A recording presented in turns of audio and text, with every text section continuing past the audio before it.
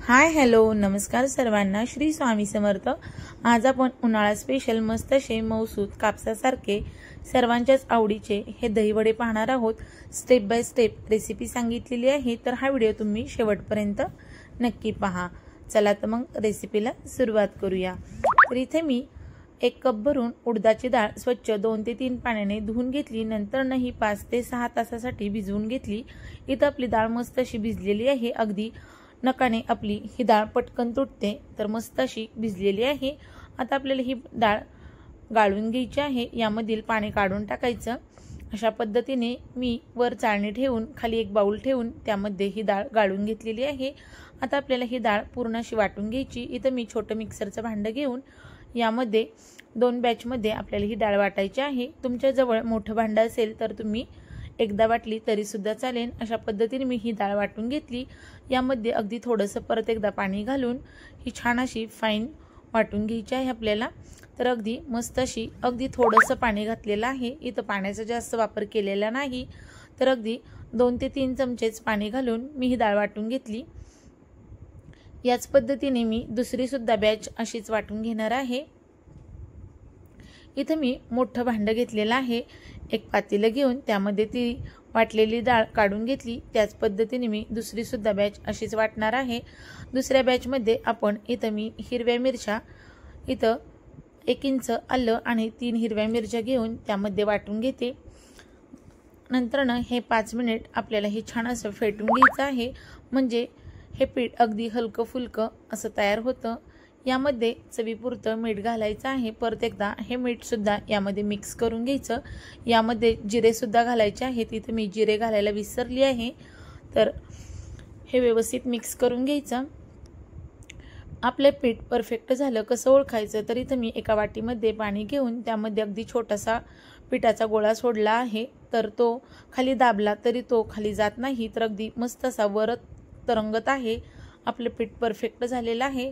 तर इथं मी गॅसवरती लोखंडाचीच कढई तापायला ठेवलेली आहे। तर लोखंडाची कढई जर घेतली तर वडे आपले कढईमध्ये चिटकणार नाहीत। इथं मी छोटासा गोळा आपला टाकून पाहिला तर अगदी मस्त तेल तापलेलं आहे। खूप कडकडीत तेल तापवायचं नाही, तर अगदी मीडियम गॅसवरती आपल्याला हे वडे छान असे तळून घ्यायचे आहेत। तर या पद्धतीने मी असे मस्त आपले हाताने व्यवस्थित यामध्ये वडे सोडून घेते। आपण पहिल्यांदा वडे सोडताना पाण्याचा हात घ्यायचा, म्हणजे आपल्या हाताला हे पीठ चिटकून राहणार नाही। अशा पद्धतीने मी हे वडे सोडून घेतलेले आहेत। तर अगदी 2 मिनिटं झाल्यानंतर आपल्याला हे वडे कढईपासून मोकळे करायचे आहेत। तरी या पद्धतीने मी हे सर्व वडे या कढईमध्ये सोडून व्यवस्थित असे मोकळे करून घेतलेले आहेत झाऱ्याने। आता आपल्याला 3 ते 4 मिनिट छान असे मीडियम गॅसवरती आपल्याला हे वडे तळून घ्यायचे आहेत। गॅस कुठेही मोठा करायचा नाही, तर अगदी बारीक गॅसवरती म्हणलं तरी चालेल। तर अशा पद्धतीने आपण हे छान असे गोल्डन रंगावरती हे वडे तळून काढायचे आहेत। यामधील तेल पूर्ण निथळून आपल्याला हे वडे एका ताटामध्ये काढून घेऊया। याच पद्धतीने मी दुसरी सुद्धा बॅच अशाच करून घेणार आहे। तर इथं मी सर्व वडे तळून घेतलेले आहेत। इथं मी एका बाउलमध्ये कोमट पाणी घेतलेलं आहे। आपल्याला इथं पाणी कोमट वापरायचं आहे। पाव चमचा हिंग आणि चवीपुरतं थोडंसं मीठ टाकून यामध्ये हे सर्व वडे आपल्याला टाकून घ्यायचे, म्हणजे आपले हे वडे एकदम मस्त असे मऊसूत कापसासारखे तयार होतात। तर तुम्हाला इथं मी आपला वडा सुद्धा तोडून दाखवते। अगदी मस्त असा स्पॉन्जी कापसासारखा आपला वडा तयार झालेला आहे। तर तुम्ही हे चटणीसोबत सुद्धा खाऊ शकता। आता हे मी झाऱ्याने एकदा व्यवस्थित असे दाबून याच्यावरती प्लेट ठेवून हे असे झाकण ठेवून बाजूला ठेवून देणार आहे। 1 ते 1.5 तासासाठी हे वडे असेच भिजत ठेवायचे, म्हणजे अगदी मस्त असे मऊसूत तयार होतात। आता आपल्याला इथं पुदिन्याची चटणी पाहिजे आहे। तर इथं मी 1 वाटी भरून कोथिंबीर, अर्धी वाटी पुदिना, 1 इंच आलं, इथं पाव चमचा चाट मसाला, पाव चमचा जिरेपूड घेतलेली आहे आणि चवीपुरतं मीठ घालायचं आणि हे मिक्सरला छान असं बारीक वाटून घ्यायचं आहे। यामध्ये मी आधी पाणी घातलं नव्हतं, आता इथं अगदी अर्धी वाटी भरून पाणी घातलेलं आहे। नंतर आपली ही छान अशी फाईन चटणी वाटून घेतलेली आहे। मस्त अशी हिरवीगार आपली ही पुदिन्याची चटणी तयार झालेली आहे। तर ही घरची चटणी एकदम टेस्टी अशी लागते।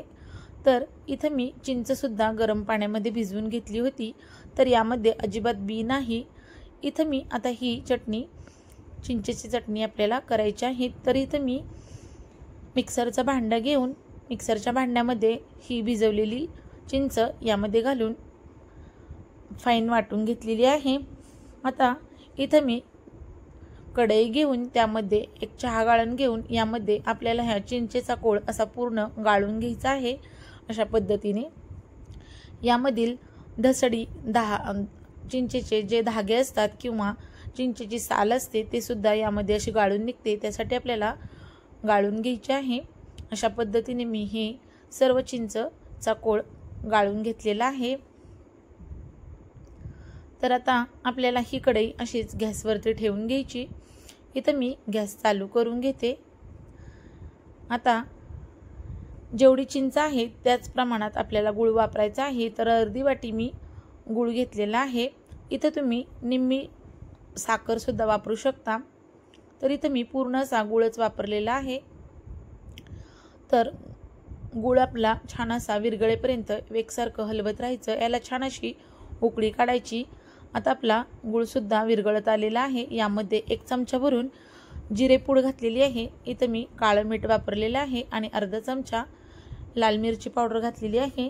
हे छान असं दणदणून उकळी काढून घ्यायची, म्हणजे आपली ही चिंचेची चटणी दाटसर होईपर्यंत उकळून घ्यायची। इथं मी आपली ही चिंचेचा चटणीचा गॅस बंद करून घेतला आहे। अजून आपली ही थंड झाल्यावर अजून दाटसर होईल।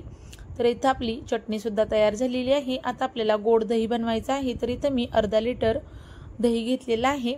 यामध्ये चवीपुरतं मीठ घालते आणि इथं मी पाऊण वाटी भरून पिठी साखर घातलेली आहे। हे थोडंसं आंबट दही आहे, त्यामुळे मी इथं पाऊण वाटी घातलेली आहे। आपल्या अंदाजानुसार आपण इथं कमी अधिक करू शकता। या पद्धतीने आपलं दही सुद्धा छान असं मिक्सरच्या मदतीने मस्त फेटून घ्यायचं, एकसारखं आपलं दही तयार करून घ्यायचं आहे।